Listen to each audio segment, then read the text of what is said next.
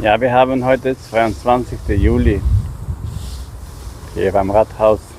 Die Bäume werden gegossen. Aber es regnet.